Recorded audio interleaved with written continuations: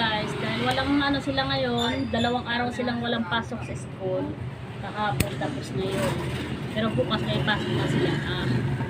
Maglilinis muna tayo ngayon ng ating bahay. Pero itabago ko yung arrangement nitong aking cabinet. Hindi ko alam kung saan ko banda siya ilalagay. So yan na guys. Itong cabinet kasi, di ba na ganon siya. Ang gagawin ko, ipapaharap ko siya papunta dito. Titingnan ko kung anong magiging itsura niya. Ganyan siya pa.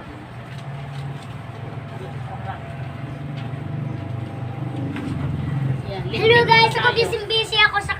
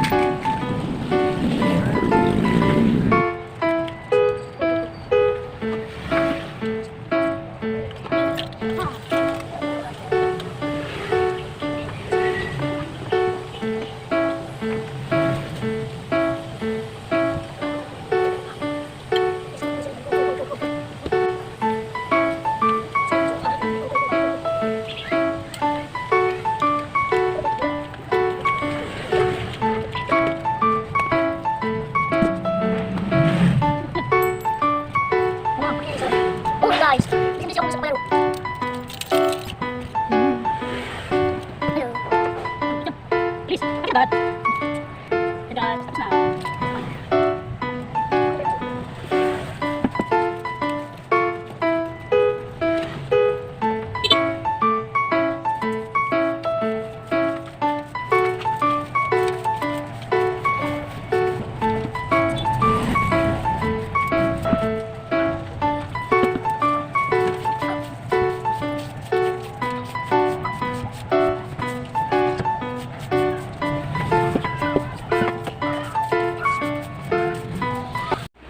So yun na guys, natapos na tayo maglinis.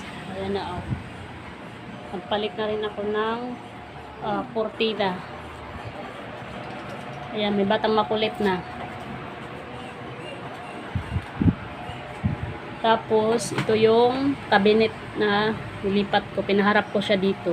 Doon yun kasi siya nakaharap banda sa may pinto eh. Ayan. Ayos ko na yung mga ano na dyan, display. Tapos dito na ang aking mini kusina. Ayan. Ang likod ng cabinet, nilagyan ko ng cortina kasi medyo na ano na siya, nababakbak. Lalagyan ko yun siya ng wallpaper. Ayan. Hindi pa tayo tapos maglagay guys ng wallpaper. Isang wallpaper pa ang bibilhin ko dito. Kasya na yan siya dito. Tapos dyan sa kabila.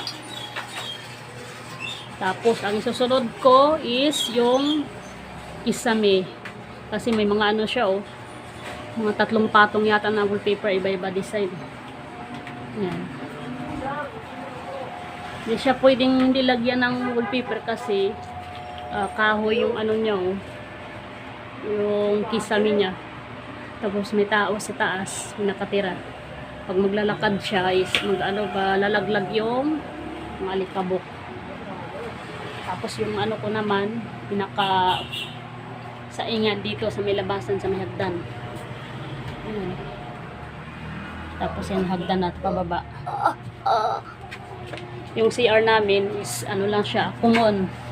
Pero malinis naman siya kasi glilinis kami araw-araw. So yun na guys, mamaya naman isusunod natin itong si Kulit. Mag-aaral to mamaya magbasa. Ba? Magbabay ka na. So yun na guys, bye bye guys. See you next vlog. Thank you for watching.